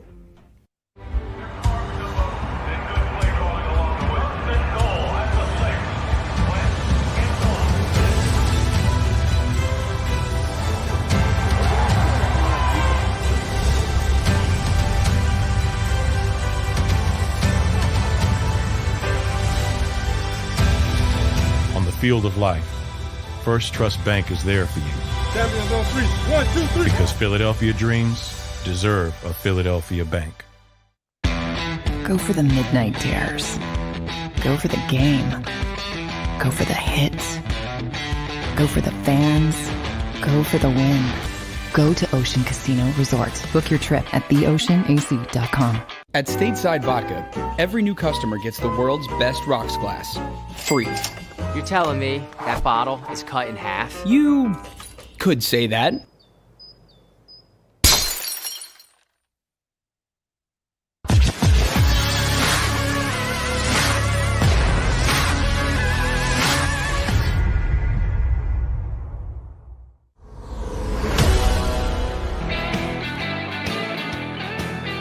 Mac guys here on Birds 365. John McMullen and Jordan McDonald, hopefully joined by Les Bowen, scheduled to join us next here on Birds 365. Hasn't hopped on yet, but hopefully does so in just a couple of minutes. JM, I'm going to ask you to evaluate a situation Eagles are in this week as compared to last week. Last week, Dallas Goedert, concussion protocol. We had to speculate, is he going to be cleared to play? Is it going to come in time?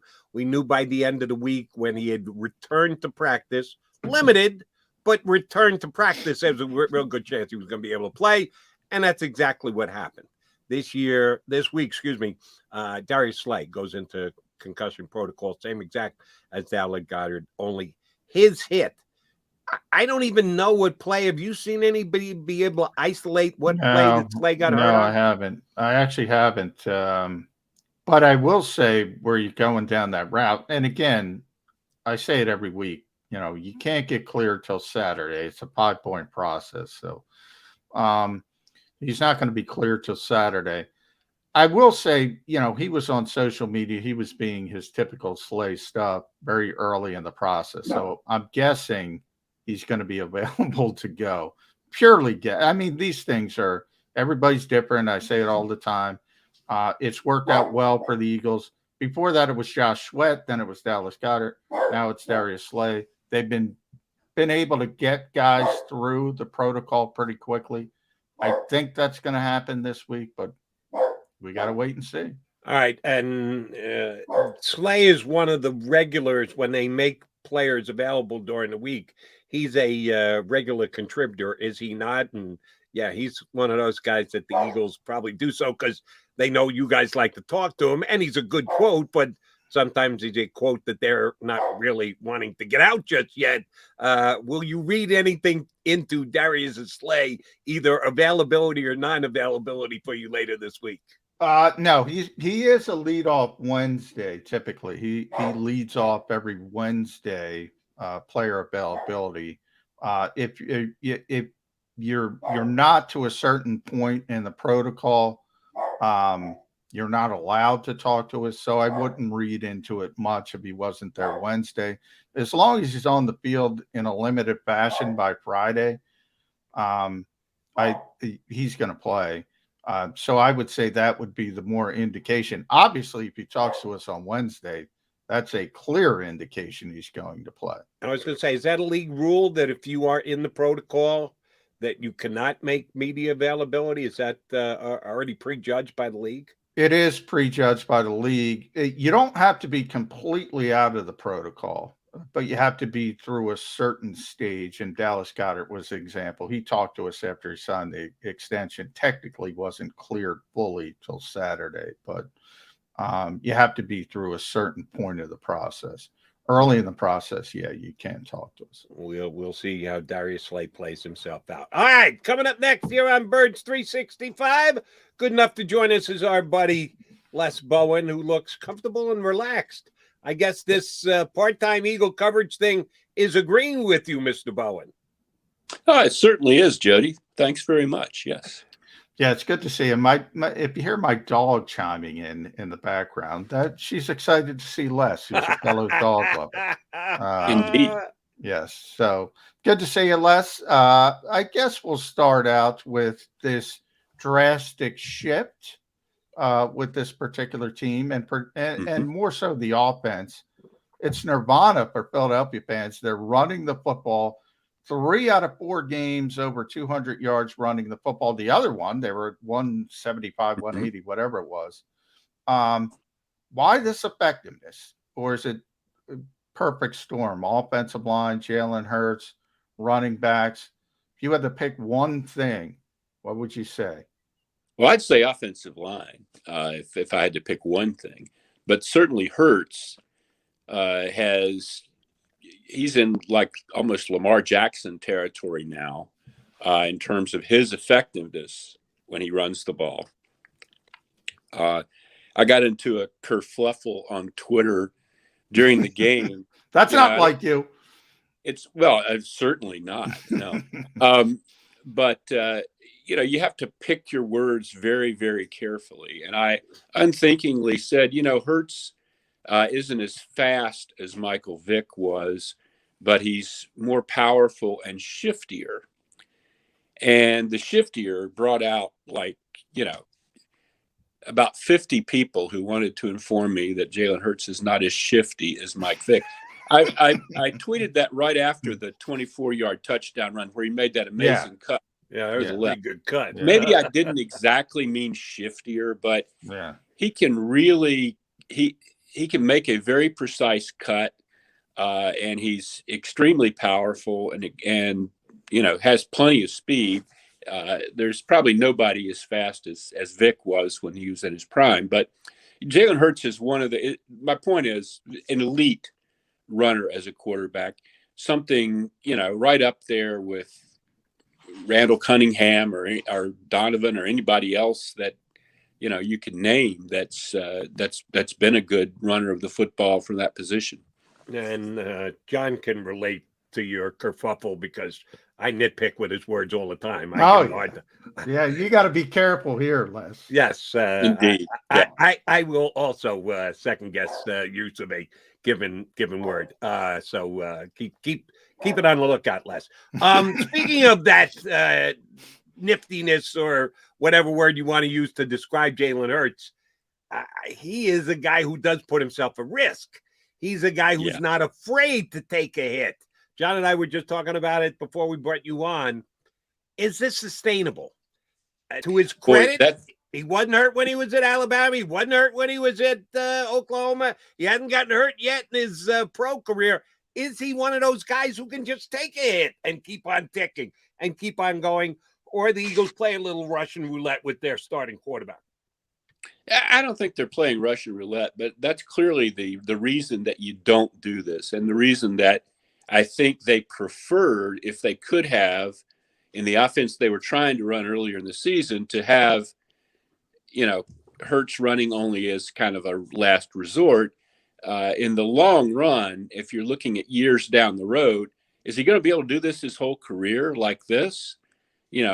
On pace for 900 or 1,000 yards or something? No, nobody's ever done that in an entire career. He's going to have to be able to beat people with his arm more. And I kind of thought this New Orleans game would be the day that we saw whether he could do that because they were so good against the run. And then they just ran right over New Orleans anyway. But I do think he needs to develop more as a passer. And it's not necessarily that he's going to get some sort of severe injury, although obviously that's possible. But if he even gets dinged up, if he gets a sprained ankle or something, he's not going to be able to do what he did Sunday. It's just common sense that, this is dangerous, and it is, he's pretty good about getting himself down and not taking gigantic hits. But I don't see this as something that they're going to be able to do going forward, next year after that. That it's not going to look exactly like this. I don't think. Maybe I'm wrong, but that's my feeling.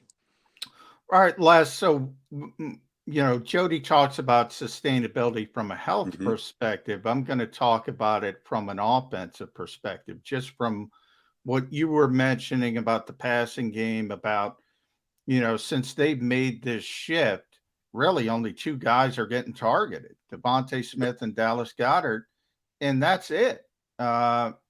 Occasionally Jalen Reagor will get a touch to lose yardage.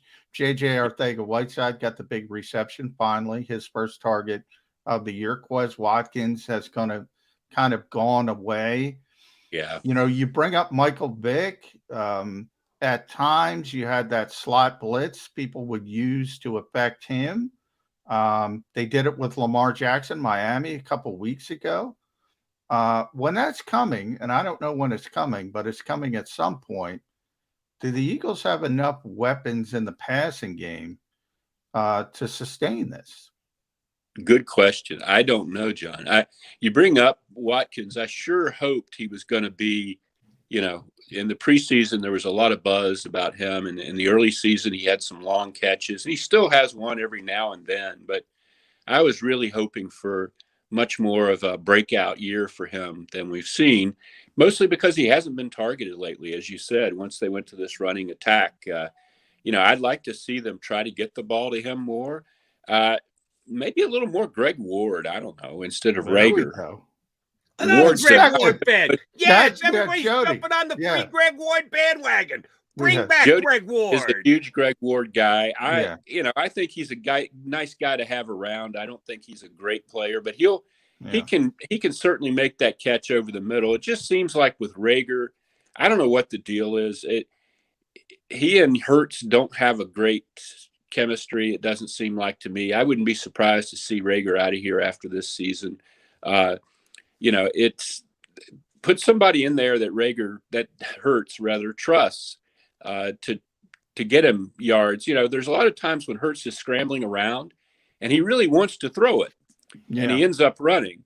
And I can't really, I'm watching the games on TV these days. I'm not in the press box and I don't really scrutinize the all 22 film when it comes out, but I'd like to see receivers get open more in these situations, and he wouldn't maybe have to run quite as much as he does.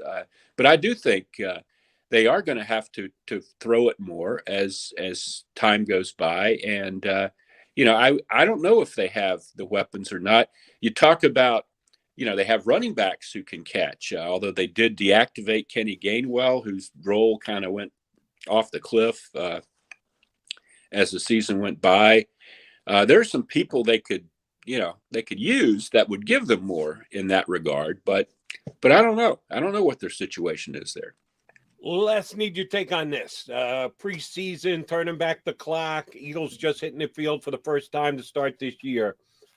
Both John and I questioned. I don't think we overly critiqued or criticized, but the fact that the Eagles coaching staff didn't have that veteran calming hand.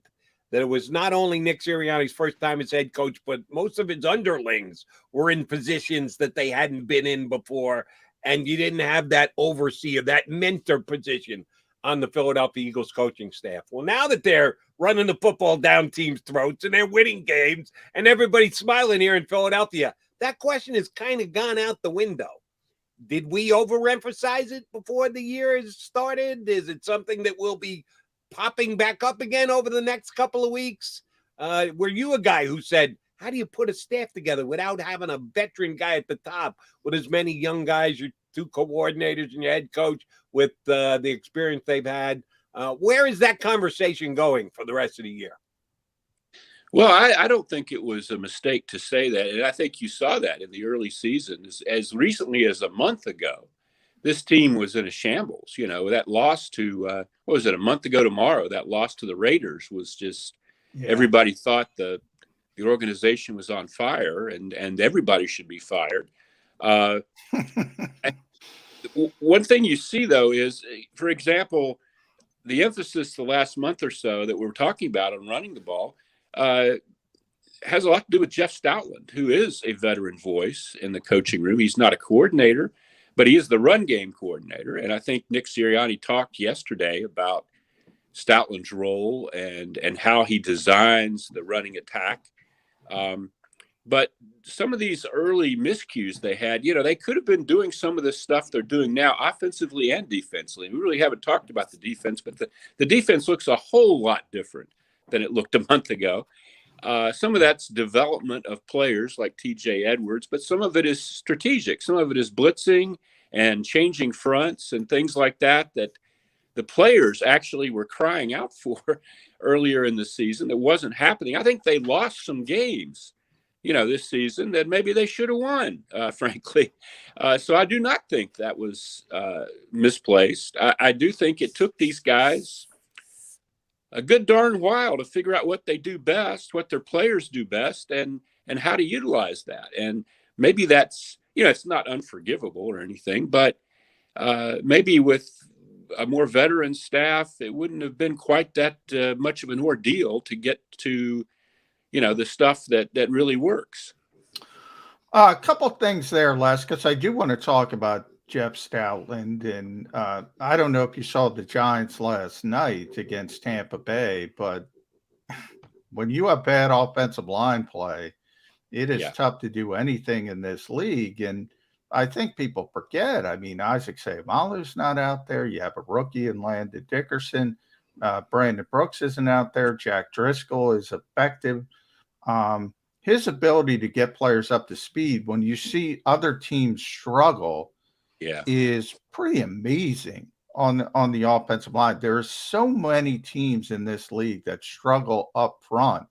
In the Eagles, even guys like Matt Pryor and Halapoulivaati Vaitai over the years, they're not great, but they're competent. It's pretty amazing. Is he the most important member of this coaching staff? It's tough to say with a head coach, but let's face it, this team is built on its offensive line right now. Oh, yeah, I think you can say that. And I think that's been true for a while. I think he came here with Chip Kelly. Yeah. This is his third head coach. So, yeah, he's very, very, very important. And the rumor last offseason that he might go back to Alabama, I was still working then, and I wrote about that. That would have been a huge deal for the Eagles organization if that had happened. It didn't happen. But they need to keep him happy and keep him here. He is an integral part of what they're doing right now. And I don't think there's anybody as good as him in the league.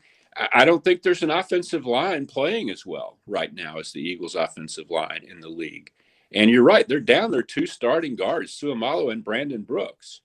I think probably Dickerson at this point, he's played enough games that he's probably at least as good as Seumalo, which will be interesting going forward. But Driscoll is not Brandon Brooks, and Brandon Brooks hasn't been healthy in quite a while. But there were a couple instances, even Sunday, when you could see, gee, if they just had Brandon Brooks, they would really be unstoppable. And I guess that's still possible this season. It hasn't happened yet that Brooks comes back. But yeah, I think Stoutland is incredibly important. I think he is their most important coach. And I think his unit is probably the best unit in the league in that setup. Les, there is no argument that the Eagles are in the playoff mix. That certainly as a wild card. I could give you a scenario whereby they actually could still win the NFC East. Cowboys just opened that door a crack with their loss this weekend to the Kansas City Chiefs. Granted, it's a long shot, but they could still win the division. And I took a call last night on WIP, and the caller was defiant in that he said, this is a bad thing, that the Eagles are going to win, that they're going to make the playoffs. It's going to give Howie and Jeffrey reason to not make the corrections and the changes that they need to with this team. And I said, are you really an Eagle fan? You really going to sit here and tell me you're going to root against Eagles winning games and making the playoffs? And one of the reasons I gave is because there's no beast in the NFC. Yes, I love Aaron Rodgers. We know Tom Brady's Tom Brady. The Cowboys have been damn good, and I have a wager on the Cardinals winning the Super Bowl this year at 45-1. So I have some appreciation of them. But is there a beast in the NFC that if the Eagles match up against them in the playoffs, you go, well, they got no shot against that team? Boy, we're really ahead of ourselves here. But yeah, that's what we do here on First 365. We look ahead. We're outside the box. The argument for them not winning is that you really, if you think that firing Howie is important to moving the team along with these 3 potential first-round draft picks, and you don't want Howie making the picks, that's the only argument for them not making the playoffs. I mean, that's silly otherwise. You want young players to learn and have success and develop and play well. You don't want them to play badly and lose. But as far as what they can do, I mean, all rivalry stuff aside, Dallas healthy is a tremendous team, a much better team than the Eagles, I think. Dallas is not anywhere near close to healthy right now and probably has a good chance to lose Thursday. But that won't, a lot of this is going to be corrected by the playoffs. I think Dallas is going to be a heck of a team in the playoffs. I think Arizona is going to be a heck of a team in the playoffs.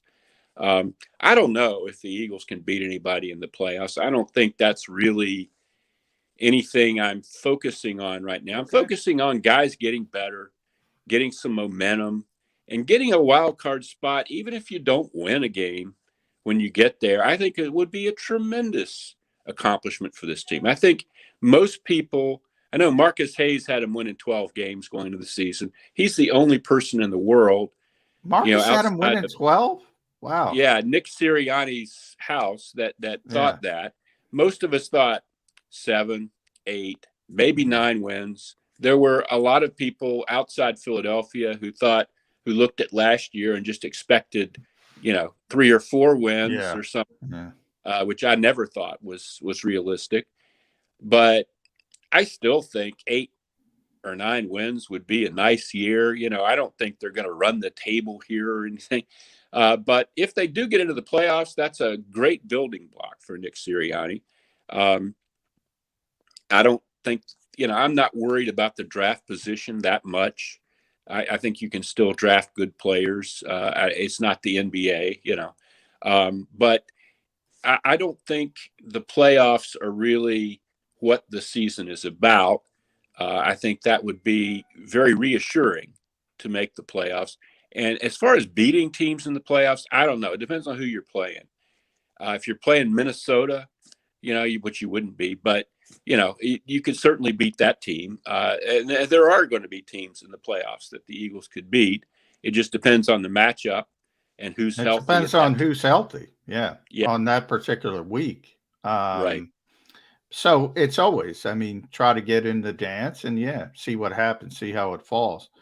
I do want to go back to the coaching staff because you also mentioned Jonathan Gannon last. And there's been this thought process that he's gotten more aggressive and done a few different things, and he has, but the quarterbacks have changed. So instead of Tom Brady and Patrick Mahomes, we're seeing Trevor Siemian. This week it's going to be Daniel Jones. You have the ability to take more chances. I think he feels more comfortable. Right. Do you think the change is just who he's playing at the quarterback position, or he's understanding his talent a little bit more, as what you kind of alluded to before? I think both, John. I think, this thing about you look better against bad quarterbacks, that's always been true. Yeah. I remember having that conversation when Jim Johnson, who's revered here, was the Eagles defensive coordinator. My first year covering the Eagles, Peyton Manning came to town with the Colts. And it was ugly. Jim Johnson couldn't do anything to Peyton Manning. Couldn't figure out a blitz that was going to bother Peyton Manning. And that was a great Eagles defense in 2002. And Peyton Manning just took it apart. That is kind of, you're not going to, if you see Tom Brady, you're not going to send Devontae Maddox, and fluster Tom Brady. But that's the way it is for everybody. You do look better against the bad defenses, the bad quarterbacks. But I also think, you've seen TJ Edwards these last several weeks. He wasn't even playing much early in the season in the defense. You see the different fronts, which was, again, something players were complaining about, early in the season. I saw in that Denver game, I didn't really notice it as much yesterday. I wasn't looking for it. But in that Denver game, I saw a lot of wide 9, which Jim Schwartz used to run. They are mixing things up. They are doing things differently, and they needed to. They were just too vanilla, too easy to, just pick apart downfield to, play after play after play. And you're just not seeing that. And it has to do with the quarterbacks on the other team. Although Bridgewater, in Denver. If Bridgewater had played them a month earlier, I think Bridgewater would have had a lot of success against them. He's not terrible. Simeon was terrible. I mean, he wasn't good, and they still, by the way, before we get too carried away with the Eagles, you did see some things in the fourth quarter that you didn't like. But they let the Saints back into the game and had to score another touchdown to kind of calm things down late. And that was ridiculous. You had a 30-7 lead, so all the problems aren't solved. They aren't a perfect team. They aren't a great team. But yeah, I think Gannon has schemed more to the strengths of his players. And he's also figured some things out personnel-wise in terms of who he wants out there. I think Edwards is a huge part of this, going forward. All right, Les, on a scale of 0 to 10, 0 being what? Me worry? 10 being, oh my God, do you realize I have no hair left? It's because I've been pulling it out at the roots. What is your worry about about Miles Sanders and putting the ball on the ground? A little bit of worry. I mean, he was really rusty Sunday. This was something that was an issue coming out of Penn State, and it's happened last year. It happened a lot. It was 4 lost fumbles in 12 games last year. Yeah. This was 4 fumbles, 2 lost. He fumbled it 4 times. He only lost it twice. Okay. But this year he had not lost a fumble. Of course, the bigger thing with me is why he fumbled Sunday, which is that he wasn't playing for the last month. Miles Sanders gets hurt a lot. That's a bigger concern with me for him, planning on him as a building block of the offense than the fumbling. I think he'll figure that out. I think they'll work on him on that. But I want to see him stay healthy. I think I've said before, Deuce Staley we used to have these things with Deuce Staley where Deuce Staley would insist that Miles Sanders could be a number one, 20 carries a game kind of back. And I've never seen that happen because he's never been healthy enough to be a 20 carry a game kind of back. And that's what I really want to see from Miles. And it'll be interesting to watch Miles this week. He gained a lot of yards last week, even though he was rusty and even though he did put the ball on the ground. This week, it doesn't look they're going to have Jordan Howard. So, you'll probably see a lot of Miles against the Giants. Miles and Boston Scott, Mr. New York. If Boston could just play in MetLife Stadium the rest of his career, he'd be headed for Canton. Yeah. Giants fans see him and think they're looking at, Eric Dickerson or something. But, it's I do think Miles will have a big role this week. And I don't think the fumbling is going to be a huge deal. Jordan Howard is such an interesting player, Les, because he was left for dead. He admitted to us in the offseason that he wasn't getting any calls around this league when he was a free agent. The Eagles said, "We like you. We'll bring you back. We'll give you an opportunity." I thought he had a good summer. I thought he played well in training camp, but you have these COVID rules which allow veteran players to be put on the practice squad. The Eagles, probably rightfully so, smartly went that route. He gets his opportunity. He's really, really effective. I can't explain it, but they look better with him on the field than Miles Sanders, at least in a very, very short, small sample size. What do you make of that? And is his absence going to be a little bit bigger than people realize at this stage? That's a good possibility, John. What I saw was a guy with very fresh legs in the middle of the season, which normally would not be the case, especially for a power back like Howard. He said something about having lost some weight in between seasons and gotten a little quicker, which I think was something he needed to do. Running back is such a weird position in the NFL now. There just isn't a lot of the guys seem to be interchangeable sometimes. And he kind of got lost in the shuffle. He had those couple big years early in his career with the Bears, came to the Eagles, got hurt, kind of faded out of prominence, went to Miami, which didn't have much going on, drifted out of there and back here. I think there are probably several guys like that around the league, frankly, that if you put them in the right position, they'd be very, very productive. But they're not like Miles Sanders can break off an 80-yard run for a time. Jordan Howard can't do that. Jordan Howard also isn't a real good pass receiver, so that limits his upside to a lot of teams. But between the tackles, Jordan Howard is effective. And the Eagles block very well between the tackles. So, I think it's a case of a guy being used in the right role, in the right, with the right people around him. And I'm not denigrating him or anything like that when I say that. I just think he's a good guy to stick between the tackles and scoot for 4 or 5 yards. And, I think Boston Scott can do that too, but we're going to see. When you remember the game where Miles Sanders got hurt, they were going to try to run the ball that day. Yeah. This is the Las Vegas game. Yeah. Yes. And this is an illustration of what I'm talking about the coaching staff. Their initial move was to stick Kenny Gainwell in there and try to run between the tackles with Kenny Gainwell. And that didn't work. Of course, Jordan Howard wasn't even available for that game. On the practice squad, but instead of going to Boston Scott, they went to Kenny Gainwell, who weighs about what Devontae Smith weighs, and I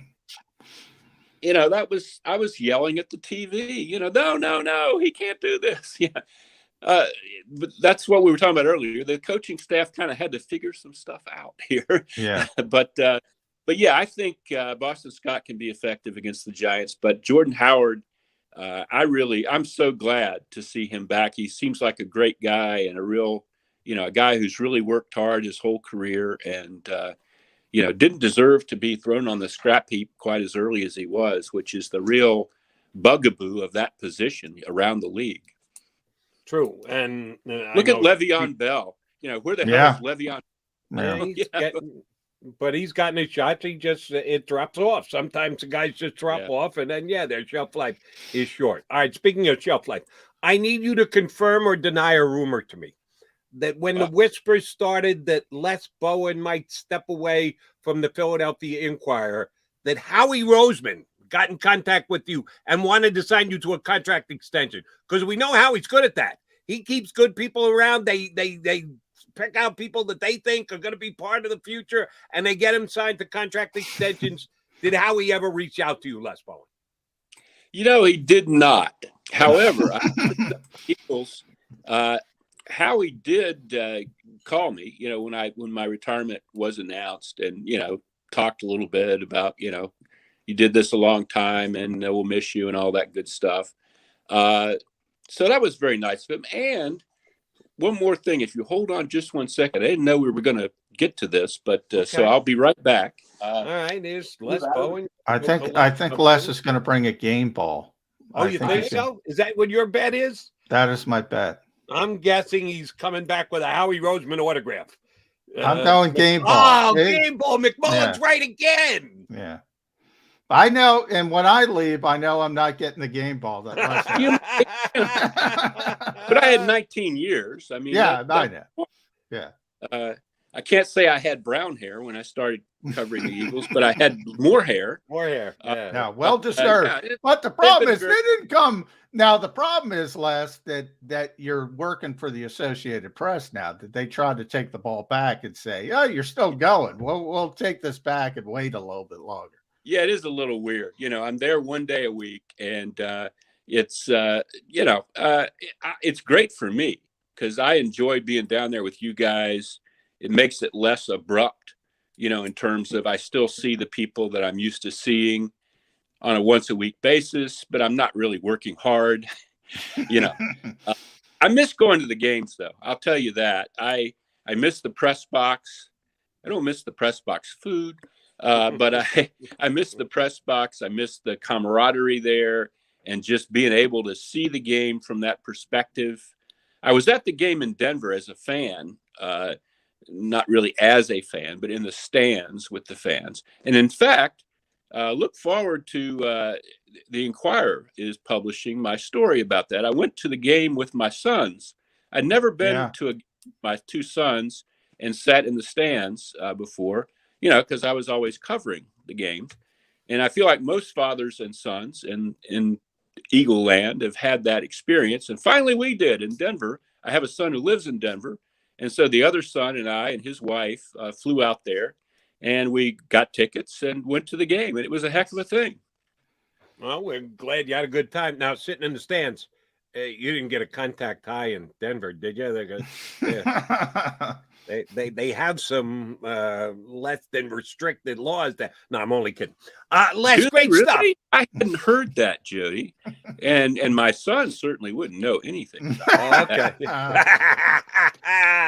Les, good stuff. We'll get you back up in a couple of weeks. Thanks for jumping on with us today, bud. Thanks, Les. That's Les Bowen. He went to the game. Well, you knew that one. You had that one sniffed out, McMullen.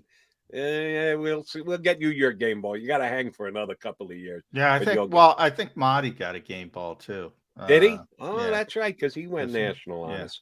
I'll never be getting a game ball. Yeah, I'm not getting. Hey, I'm Howie, not getting, you can at least send I'm me not a getting a text game for reminding you to get the DJ Edwards thing done. Yes, that would be nice, Howie. A little just text. Well, with a call. check Well, mark thank next you. to it. Call. Say, maybe this is something you should get done. All I need is the thumbs up emoji. That's all I'm looking for, Howie. Don't have to go long-winded on me or whatever. Just a thumbs up emoji saying, and then TJ in parentheses thereafter. And I'll be perfectly fine. Don't need a game ball, Mr. Roseman. All right, McMullen and McDonald coming back to put a bow on the show here on Birds 365.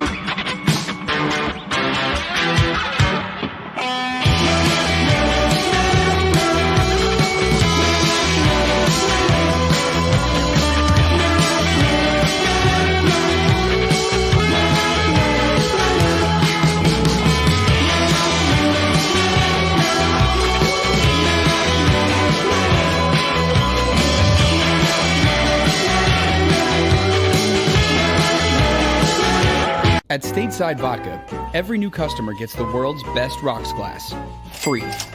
What's that? A rocks glass? You're telling me that bottle is cut in half? You could say that. Holy shit. And you're telling me I can get one of these glasses for free? That's right. One free rocks glass per customer with each first-time purchase of Stateside Vodka. So good, it just disappears.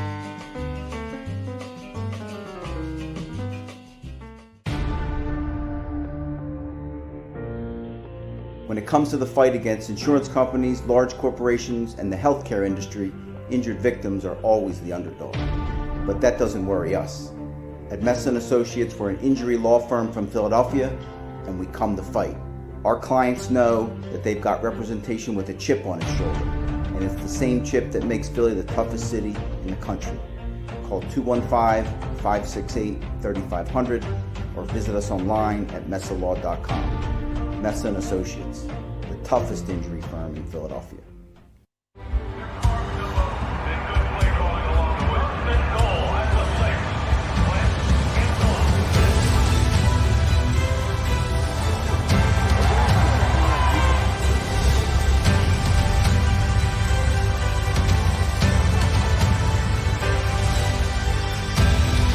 On the field of life, First Trust Bank is there for you.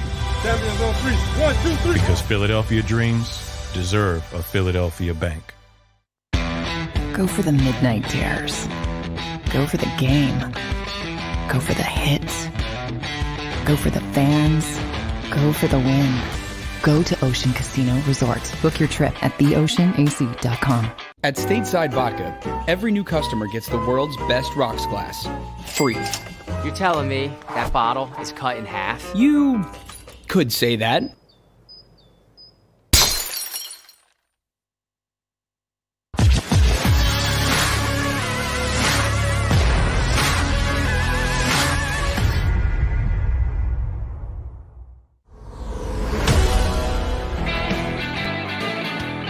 Coming down the home stretch of a Birds 365 get together. McMullen and McDonald. Tomorrow it'll be Jeff Kerr in Johnny's stead. He's got COVID testing and the like. But we're off on Thanksgiving. We'll be back on Friday to get you prepped for the Giants coming up. I mentioned this earlier, and I just went on VegasInsider.com. Almost every outlet you see has the Eagles a 3.5-point favorite over the Giants. I don't know if it's more because the Eagles have been impressive their last 2 weeks, or the Giants' offensive line is such a sieve that no one can make an argument. I'm surprised it's not more. You might want to get in at that number if you want to bet the game, because I think now that everyone has seen the Giants play on Monday night, standalone game, they were like, oof.